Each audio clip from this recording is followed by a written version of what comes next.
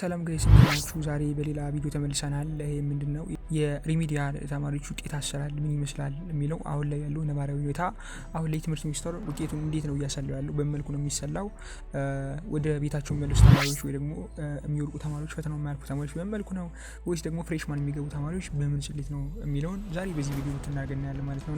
ቪዲዮውን ደግሞ ለሁሉም የሪሚዲያል ተማሪዎች ስለሚጠቅማቸው ማለት ነው ሸር አድርጉት፣ ለጓደኞች ለጓደኛ ለወንድሞቻችሁ ማለት ነው። ይህን ቪዲዮ ሸር ማድረግ አትርሱ።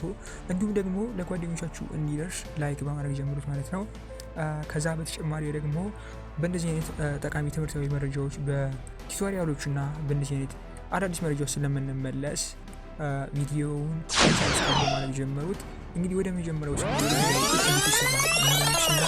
ከ2015 ዓ.ም ጀምሮ ከ12ኛ ክፍል ብሔራዊ ፈተና 50% በታች ውጤት ያመጡ ተማሪዎች የትምህርት ጉዟቸው በሪሚዲያል ፕሮግራም እንዲከታተሉ መደረጉ ይታወቃል ማለት ነው። በዚህ መሰረት እነዚህ ተማሪዎች በሁለት መልኩ ይገመገሙ ነበረ። 70% ከትምህርት ሚኒስቴር በሚመጣው አጠቃላይ ፈተና እና 30% በዩኒቨርሲቲዎች ተዘጋጅቶ በሚሰጥ ፈተና ተደምሮ በአጠቃላይ 50% እና ከዚያ በላይ ካመጡ የፍሬሽማን ኮርስ ለመማር ይቀጥላሉ ማለት ነው።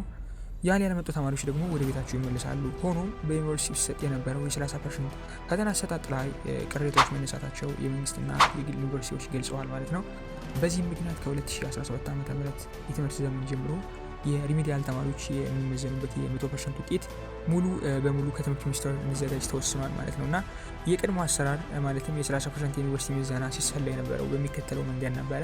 ለምሳሌ አንድ ተማሪ ከ100% ውጤት ውስጥ የሚከተለውን እንዳመጣ እኛው አሲዩም አድርገን እንገምት ማለት ነው። ለምሳሌ ማትስ 74፣ ፊዚክስ 68፣ እንግሊሽ 76፣ ባዮሎጂ 82 እና ኬሚስትሪ 86 አመጣ ብንል በአጠቃላይ ከ100% ውስጥ ያለው አማካይ ውጤት አምስቱ ተደምረው ማለት ነው 74 ሲደመር 68 ሲደመር 76 ሲደመር 82 እና ሲደመር 86 ሲካፈል ለ5 አድርገን አቬሬጁ 77.2 ይመጣል ማለት ነው። እና በአጠቃላይ ያለው ማለት ነው ከዛን ወደ 30% እንዴት ይቀየራል የሚለውን ስናይ ደግሞ እንዴት እናደርጋለን? 30%ቱ ባመጣው አቨሬጅ እናባዛውና በ77.2 እናባዛዋለን።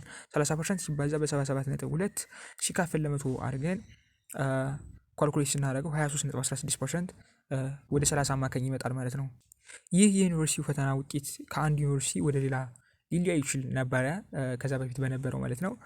በዚህ ስሌት የዩኒቨርሲቲው 30% ድርሻ ውስጥ ጥሩ ውጤት ማስመዝገብ ትንሽ ፈታኝ እንደነበረ ይገለጻል ማለት ነው። 70% ደግሞ ከትምህርት ሚኒስቴር በሚመጣው አጠቃላይ ብሔራዊ ፈተና የሚሰበሰብ ነበር።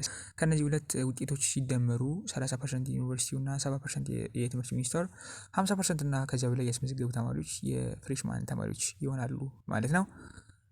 ከ50 በታች ካመጡ ደግሞ ወደ ቤታቸው ይመለሳሉ ወይንም ደግሞ የትምህርት ዘርፍ ዲፓርትመንት ምርጫ ይሰጣቸዋል። ይህ ማለት ነው ከዩኒቨርሲቲ ውጪ ኮሌጆች ሊሆን ይችላል ቴክኒክና ሙያ እንዲማሩ ይደረጋል ማለት ነው። እና በአሁኑ ጊዜ ግን ካለፈው ዓመት ጀምሮ የ100% ምዘናው ሙሉ በሙሉ በትምህርት ሚኒስቴር ነው የሚዘጋጀው።